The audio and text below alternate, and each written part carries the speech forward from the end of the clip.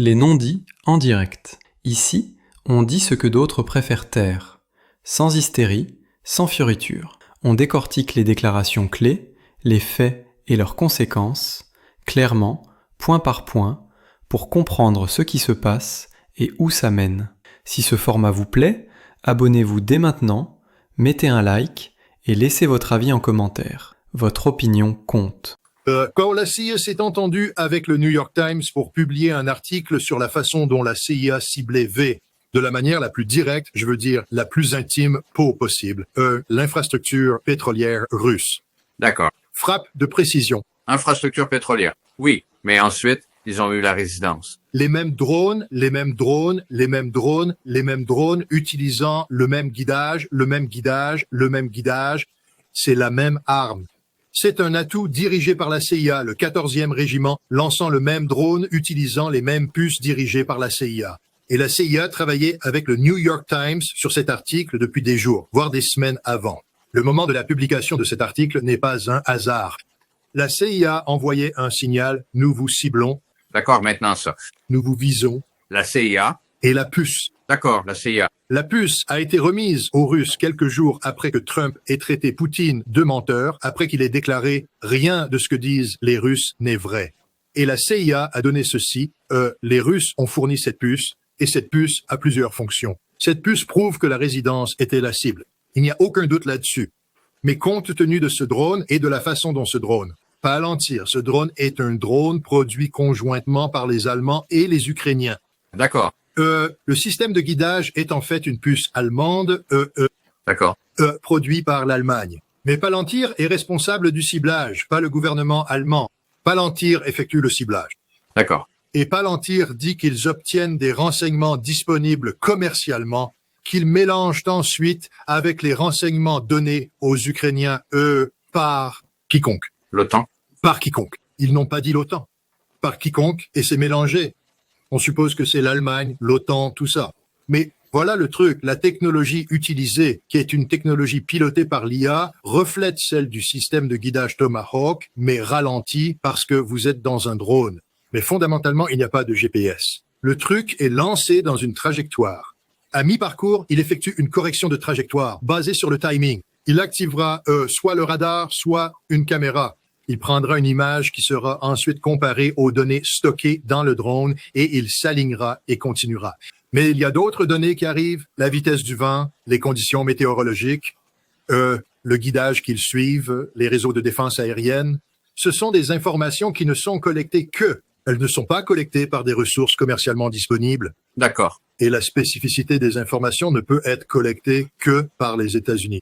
Et la façon dont c'était emballé, et tout, c'est une signature unique. Rappelez-vous, les Russes possèdent des missiles Tomahawk entiers. Vous savez, ceux que nous avons tirés en Syrie qui ont fini dans un champ. Donc, le système de guidage Tomahawk n'est pas inconnu des Russes. Et ces Tomahawks qui ont été tirés ont reçu leur paquet de ciblage numérique de l'activité du DoD en Europe. C'est eux qui les préparent. Vous savez, ceux qui l'envoient par des moyens de communication classifiés aux différents navires qui le programment ensuite. Oui. C'est l'OTAN? Donc les Russes ont. Les Russes ont une signature numérique. L'OTAN ne peut pas faire ça. L'OTAN ne peut pas faire ça. Seuls les États-Unis peuvent faire cela. Oui, les États-Unis le donnent à l'OTAN. Nous ne le faisons pas. Nous ne le donnons pas à l'OTAN. D'accord. Donc l'OTAN n'a aucun moyen d'utiliser le genre de technologie spécifique aux États-Unis que vous avez décrite. Et aucun moyen de le donner aux Ukrainiens? L'OTAN a des missiles Escalp. L'OTAN a des missiles Storm Shadow. L'OTAN a le Taurus allemand qui n'a pas été fourni. D'accord. Mais le système de ciblage spécifique ce sont des systèmes de ciblage différents qui utilisent des entrées différentes. L'empreinte digitale de cette puce est une empreinte digitale du DoD. Okay. Et cela a été donné. Il y a une raison pour laquelle ils l'ont donné aux Américains. Ils ne l'ont pas donné aux Américains pour pointer du doigt l'Allemagne. Ils ne l'ont pas donné aux Américains pour pointer du doigt la France ou le Royaume-Uni. Ils l'ont donné aux Américains pour pointer du doigt Donald Trump, qui leur a menti, leur a carrément menti, et ils savent maintenant qu'il a essayé de tuer le président de la Russie. C'est ce qu'ils savent. Maintenant, vous dites que vous aimeriez qu'ils fassent une déclaration. Permettez-moi de vous donner une déclaration que les Russes ont faite. Quand j'étais en Russie en novembre, j'ai rencontré l'Institut Gorky. C'est un groupe basé à Saint-Pétersbourg. Karin Knissel, l'ancienne ministre des Affaires étrangères de l'Autriche, le dirige. Et c'est en étroite collaboration avec le ministère des Affaires étrangères russe. Et à ce moment-là, nous essayons de comprendre comment nous pouvions mettre le contrôle des armements à l'ordre du jour. Le gouvernement russe m'a très clairement fait comprendre que ils n'allaient pas parler du contrôle des armements, ils n'allaient pas parler de l'arsenic, ils n'allaient parler de rien de nucléaire. Tout cela a été étouffé à cause des communications étroites qui étaient censées avoir lieu avec les États-Unis sur cette question. En attendant, pendant qu'ils attendent cela, Lavrov a dit « Il ne décroche pas le téléphone. Nous attendons ici. Nous sommes prêts. » Il ne décroche pas le téléphone. Personne ne nous parle. Mais nous avons trouvé une idée où nous allions faire des négociations fictives. Et l'idée des négociations fictives était de passer par les processus de résolution de problèmes liés aux diverses questions liées à l'extension du New Start, à l'INF, à l'ABM. Et le gouvernement russe a dit « Nous aimons cette idée. C'est une bonne idée, car cela ne fait pas de politique, mais cela la met en avant, cela la fait progresser de manière positive. Nous allons le faire à Saint-Pétersbourg, organiser quelque chose de similaire parallèlement aux États-Unis, additionner ces deux éléments pour pouvoir livrer des paquets d'informations au ministère des Affaires étrangères et au département d'État, et ils étaient tous d'accord. Ils ont tout arrêté d'un coup. Ils ont dit « Nous ne faisons pas de contrôle des armements. Ça n'arrivera pas. C'est fini. » Ils ne l'ont pas fait publiquement. Mais je suis là pour vous dire maintenant que le ministère des Affaires étrangères était enthousiaste à ce sujet. Ils ne sont plus enthousiastes à ce sujet. Les Russes, ils ne sont pas intéressés. Ils ont tiré l'arsenic. Ça veut dire que l'arsenic fait désormais, comme l'a dit Dmitri Medvedev, partie intégrante de leur stratégie de dissuasion nucléaire et qu'ils n'ont pas l'intention de le céder à un gouvernement plein de mensonges qui a tenté d'assassiner leur président. Souvenez-vous, les Russes sont furieux à ce sujet. Ils sont furieux à ce sujet, car ce n'est pas un accident de la CIA. Oui, C'est une activité dirigée par la CIA, dirigée par le président des États-Unis, qui couvre actuellement la CIA. c'est ça. C'est l'interprétation russe. Je voulais couvrir les spécificités et les particularités de l'attaque à l'arsenic qui a eu lieu en réponse à la CIA et à la tentative d'assassinat des États-Unis sur Vladimir Poutine. Que s'est-il exactement passé? L'arsenic a frappé Lviv juste à la frontière polonaise. Qu'est-ce qui est significatif dans cette deuxième utilisation de l'arsenic et que s'est-il exactement passé?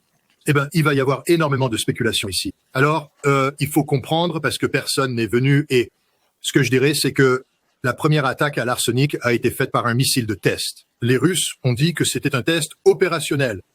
Et si vous regardez la frappe, les ogives ont frappé dans à peu près la même zone.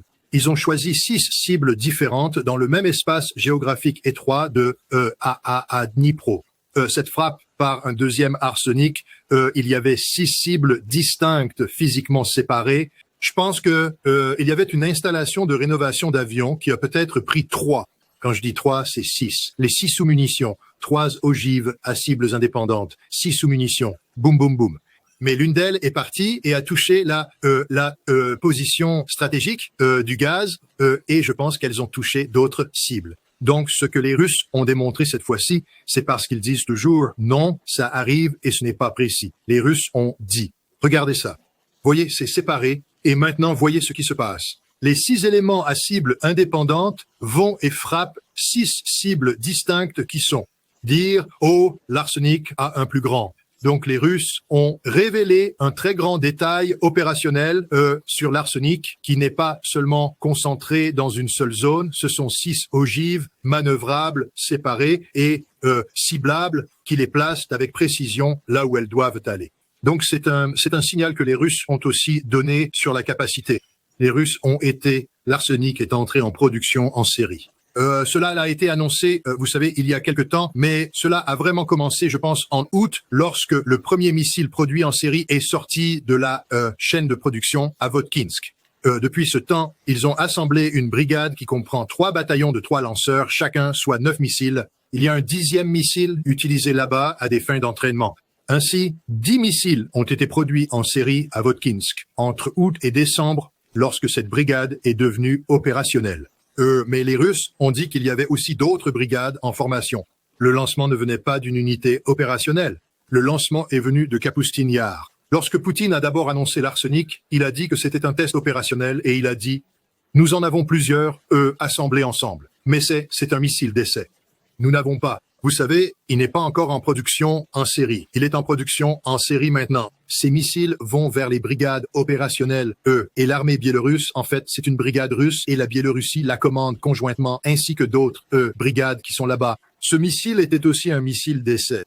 C'est un peu drôle ça. Je vais juste raconter une petite anecdote de guerre ici. Eh bien, vous savez, il regarde les débris et quelqu'un dit, regardez, il y a une lampe là-dedans, une lampe, une vieille lampe soviétique là-dedans. Ce n'est pas sophistiqué. Quand j'étais inspecteur d'armes à Votkinsk, nous utilisions cet appareil appelé dispositif de mesure de phase. Donc, vous retirez le couvercle du missile et vous êtes censé glisser le dispositif de mesure de phase dans le missile. Et ensuite, ils avaient des éléments optiques. Vous mesurez l'écart entre les étages pour vous assurer que le deuxième étage n'était pas le même qu'un SS-20, mais il devait être éclairé. Alors, ils avaient donc des lampes. Et je me souviens, et maintenant c'est un engin à propulsion solide, nous devions porter des vêtements antistatiques. Et vous savez, nous nettoyer avant de nous approcher de ce missile. Je n'ai pas participé à ce test. J'aurais aimé l'être. Je n'y étais pas, mais j'avais un bon ami qui y était, John Sartorius. Et donc, ils la font glisser là-bas, et ils sont là-bas, et tout d'un coup, cette lampe là-bas explose. Il y a une surtension. La lampe explose à l'intérieur du conteneur de lancement d'un missile à propergol solide, et tout le monde est figé. Et environ 10 secondes plus tard, l'un des chirurgiens dit « Eh bien, nous sommes toujours en vie ». Et donc, ils retirent l'objet, et maintenant, il y a des éclats de verre là-bas, et ils se disent « Eh bien, il nous faut une autre lampe ». Maintenant, on dit aux Soviétiques, parce que quand les Américains regardaient ça, ils disaient « il y a une lampe dessus ». C'est une lampe fabriquée de manière très spéciale, fabriquée par cette usine à Moscou, spécifiquement pour cela. Les Russes sont allés chercher un camion standard, je pense que c'était un camion, et ils ont enlevé le phare. Ils ont retiré la lampe du phare et ils sont entrés et l'ont soudé là-dessus et on dit « nous pouvons repartir ». Et les Américains disent « nous ne faisons pas ça ». Ce que je veux dire, c'est que les Russes, lorsqu'ils font des tests, il y a des choses qui y sont soudées, vous savez, pour tester. Cette lampe ne fait pas partie du système d'exploitation de l'arsenic. Cette lampe est probablement là pour éclairer des parties du missile pendant qu'il subit des tests de vibration. Vous savez, Kapustin Yar a une zone tout-terrain où ils prennent le lanceur et ils le font rouler, puis ils le ramènent pour voir s'ils peuvent le lever et voir si les gyroscopes tournent. Et ils font tous ces tests dessus pour que, vous savez, si quelque chose casse, ils disent « Oh, attendez, nous devons réparer ça ». Et puis, ils le renvoient au ministre à l'Institut de technologie thermique de Moscou et ils y réfléchissent. Et ils trouvent des solutions et ça va à Valdushki. Ils assemblent un missile d'essai. Ils l'envoient à Kapustin Yar et ils le testent. Les Russes ont tiré un missile d'essai, ce qui signifie à nouveau que les Russes ne montrent pas la pleine capacité de ce missile, mais ils en ont montré assez. Ils ont tiré un missile dont 7 fois les ogives se sont séparées et ont atteint 6 cibles distinctes. Mais ce n'étaient pas des missiles opérationnels. Ces missiles sont maintenant déployés. Ce sera un jeu différent le jour où les Russes arrêteront de tirer l'arsenic depuis Kapustin Yar parce que c'est toujours une démonstration. S'ils le tirent depuis une véritable unité opérationnelle, c'est la guerre. Mais les Russes en ont marre, Ray. Je veux dire, tous ces gars qui conseillent le président, les gens au Parlement, les conseillers proches du président, ils se manifestent tous et ils sont furieux. Je veux dire, ils veulent littéralement lancer une attaque nucléaire contre l'Europe en ce moment. Ils sont stricts, ils sont directs, le chef du comité de défense au Parlement. C'est l'équivalent de, vous savez, celui qui dirige le comité des services armés à la Chambre des représentants qui dirait « il faut les atomiser ». Et je vais conseiller au président de les attaquer avec des armes nucléaires dès maintenant. Sergei Karaganov, théoricien politique très connu qui, est proche de Vladimir Poutine, nous devons utiliser des armes nucléaires contre l'Europe maintenant. C'est la seule chose qu'ils comprendront. Voilà, c'est la rhétorique en cours. Maintenant, Vladimir Poutine, bien sûr, est beaucoup plus pragmatique et intelligent et il porte le poids du monde sur ses épaules et je ne crois pas qu'il va le faire. Mais nous ne pouvons pas ignorer le fait que le système russe est furieux que les États-Unis aient tenté de tuer leur président. Ouais. Furieux, aveuglément furieux. Ouais. Non, je dirais que c'est vraiment important. Et Karaganov, bien sûr, dit cela depuis. Sinon, des décennies, au moins des années. Donc, il est sous pression pour faire c'est-à-dire Poutine doit faire. Et je voudrais juste ajouter ici, et je pense que c'est quelque chose de vraiment important. Il y a 10 ans, lorsque les États-Unis et d'autres journalistes occidentaux étaient à Saint-Pétersbourg pour une grande conférence économique, Poutine les a invités à une petite réunion autour de la table. Ils étaient une vingtaine, d'accord? Et il a dit, écoutez, je ne sais pas pourquoi vous ne prenez pas cela au sérieux. Je vais vous dire ce que nous avons dû faire parce que les États-Unis ont rejeté toutes nos initiatives. Nous ne sommes pas impuissants. Nous développons des systèmes très imaginatifs contre lesquels les États-Unis ne peuvent pas se défendre. Maintenant, je ne m'attends pas à ce que vous écriviez cela dans vos journaux. Je ne m'attends même pas à ce que vous en parliez à vos rédacteurs. Et bien sûr, Poutine avait raison. Mais je vais vous dire ce que c'est. Nous avons l'enregistrement de cela, d'accord? Maintenant, 2 ans plus tard, lors de son discours sur l'état de la nation, Poutine s'est levé et a fait une démonstration de ces nouvelles armes technologiques sophistiquées qui allaient éventuellement être opérationnelles, et maintenant elles le sont, d'accord? Vous savez ce qu'elles sont, pas seulement l'arsenic, mais le Poséidon et bien d'autres. Ce que j'essaye de dire, c'est que l'important, c'est que pour la première fois de ma vie, sans parler de ma carrière professionnelle, la Russie a un avantage sur nous, non seulement en armes conventionnelles, mais aussi en armes stratégiques. Ils ont une force de dissuasion qui ne fléchit pas. Ma question est, pourquoi aucune agence de renseignement ou de renseignement des forces armées n'a reconnu cela et n'a dit au président des États-Unis, écoutez, il faut céder ici. Nous ne prévaudrons pas contre les Russes, encore moins contre les Russes et les Chinois. Pourquoi, Scott, les gens ne savent-ils pas que les Russes ont maintenant un avantage qu'ils n'avaient jamais eu auparavant et que nous devrions arrêter de titiller l'ours? Écoute, Ray, je ne suis plus dans le domaine du renseignement. Vous savez, donc c'est difficile de savoir ce que cela. Mais je regarde les théories qui sortent de gens qui sont connectés, vous savez, parce que, bien sûr, nous ne pouvons pas lire les véritables rapports de renseignement classifiés publiés par les divers départements analytiques des missiles dans la communauté du renseignement. Mais il y a actuellement une théorie selon laquelle nous n'avons pas besoin de nous inquiéter de l'arsenic parce que lorsque les Russes ont commencé à produire en masse l'Iskander et le zircon et le Kinzhal, ils avaient atteint leur capacité maximale de perchlorate d'aluminium, poudre d'aluminium. Et il n'y a qu'une seule usine à Novosibirsk et les images satellites ne montrent pas que cette usine s'est agrandie et donc il y a un goulot d'étranglement. Et donc maintenant, ils veulent parler de construire l'arsenic, mais c'est un missile plus grand. Cela va consommer beaucoup plus de matériaux. Et donc, ils ne peuvent pas le faire. Ils bluffent. Et de plus, vous savez, nous examinons le programme de modernisation des YARS. Il y a tous ces facteurs concurrents pour ce matériau en quantité limitée. Et je regarde leur analyse et je dois répondre en disant que vous ne savez pas. Je veux dire, je ne peux pas entrer dans les détails des méthodes ici, mais je sais ce qu'ils pouvaient faire en termes de collecte. Ils se sont peut-être améliorés, mais les Russes ne sont pas restés là à être une cible statique. Ils changent aussi. La relation russe avec la Chine est une relation complètement différente, tout comme la relation russe avec la Corée du Nord. Et ces 2 nations produisent les divers matériaux qui, sont maintenant en pénurie, les matières premières. Et tout ce que je sais, c'est que quand j'étais en Russie, quand je suis allé à Novosibirsk, quand je suis allé à Ekaterinbourg, bien sûr, je n'avais pas accès aux documents classifiés. Et il y avait juste beaucoup de grues. Les Russes construisent des choses, et il y a probablement des installations dont nous n'avons aucune idée de ce qu'elles font. Je me souviens à quel point les gens étaient choqués lorsque Vladimir Soloviev est allé au Parc de la Victoire, ce complexe au nord de Moscou, où ils ont cette cathédrale géante et ce magnifique musée sur la Seconde Guerre mondiale. Mais à côté, il y a une installation et il s'avère. C'est là qu'ils construisaient en quelque sorte l'unité de drone Burevestnik. Mais ils l'ont fait là-bas pour éviter la détection. Et vous savez. Mais Soloviev a fait une erreur, a fait une vidéo, et cela a permis aux gens de faire de la géolocalisation. Et voilà. Ce que je veux dire, c'est que je pense que la Russie est pleine d'endroits qui font des choses en ce moment dont nous n'avons aucune idée.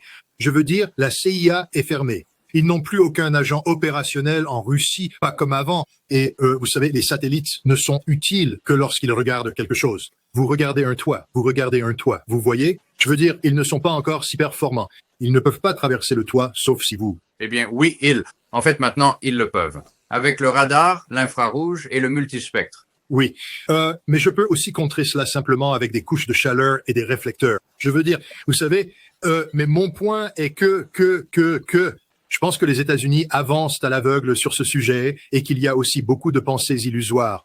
Nous avons longtemps présenté les Russes comme faibles, au point que nous ne pouvons pas accepter le fait que les Russes soient en réalité forts, qu'ils peuvent produire des choses en quantité et en qualité qui dépassent notre imagination. Ils se préparent. Vous savez, nous avons parlé de la révolution des drones qui a rendu le tank obsolète. Non, Vous savez ce que fait la Russie en ce moment? Ils construisent un char équipé directement dessus, une technologie moderne et avancée anti-drone, et ils assemblent maintenant des forces blindées qui ont cette technologie pour percer. Maintenant, où et quand cela va se produire, je ne sais pas. Les gens disent que cela pourrait descendre par Tchernihiv, peut-être par Soumy, mais le point est que, vous savez, les Russes se préparent à réinventer le champ de bataille, en utilisant de nouvelles technologies, des technologies avancées que nous essayons encore d'apprendre à faire la guerre de base avec des drones, alors que les Russes et les Ukrainiens sont maîtres en la matière. Mais la guerre avec des drones a atteint en quelque sorte le sommet de ce qu'elle peut accomplir. Maintenant, la question est de savoir si vous avez juste une guerre de tranchées statique ou si vous trouvez de nouvelles tactiques et de nouveaux équipements, comme, vous savez, comme les Allemands l'ont fait, vous savez, à la fin. Et les Russes font cela en ce moment et on est complètement largués. Nous sommes ignorants à propos de la Russie. Je croyais que l'économie russe s'effondrait. Scott, c'est ce que le président a dit l'autre jour. Le président serait-il mal renseigné, d'après vous? Mal informé à ce sujet, pensez-vous? Je pense que le président est aussi mal informé que possible. Je pense aussi que ce président se moque de ce que les autres lui disent. Je pense que le président a quelque chose en tête. Regardez, c'est un homme qui a essentiellement dit que le droit international n'a pas d'importance. La Constitution n'a pas d'importance. Seulement mes principes moraux. La seule chose qui compte, c'est ma moralité. L'homme qui a pris plus d'avions avec Epstein que quiconque est sa moralité. Désolé d'avoir abordé ce sujet-là. Je m'excuse pour cela. Ah non, je veux dire, c'est pertinent.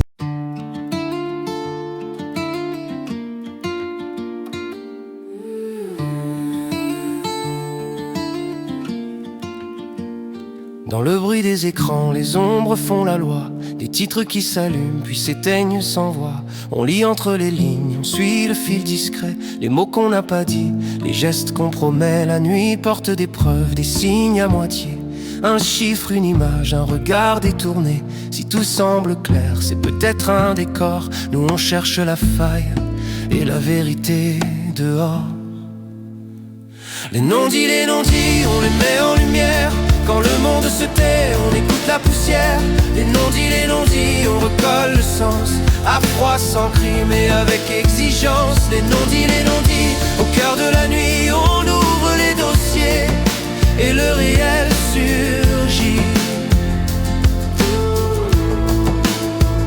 Des promesses en coulisses, des mains sous la table. Des versions officielles, trop lisses, trop hables. On compte les secondes, on suit les trajectoires. Les cartes se déplacent, échangent d'histoire. Un port, un ciel chargé, un message chiffré. Des alliances qui craquent, des pactes déchirés. Si l'info te traverse comme un courant sans fin, ici on la ralentit pour voir ce qu'elle peint. Les non-dits, on les met en lumière. Quand le monde se tait, on écoute la poussière. Les non-dits, on recolle le sens. À froid, sans cri, mais avec exigence. Les non-dits, au cœur de la nuit, on ouvre les dossiers. Et le réel surgit. On ne vend pas des peurs, on cherche des repères. On sépare le bruit des faits, la scène du mystère. Chaque phrase a son prix, chaque silence un poids. Mais la vérité respire quand on tient le cap droit. Regarde bien la trame, derrière le spectacle. Les détails sont des clés et les angles des actes. Si tu veux comprendre au lieu de simplement croire, reste avec nous, on remonte le miroir. Les non-dits, on les met en lumière. Quand le monde se tait, on écoute la poussière. Les non-dits, on recolle le sens. À froid, sans cri, mais avec exigence. Les non-dits, au cœur de la nuit, on ouvre les dossiers.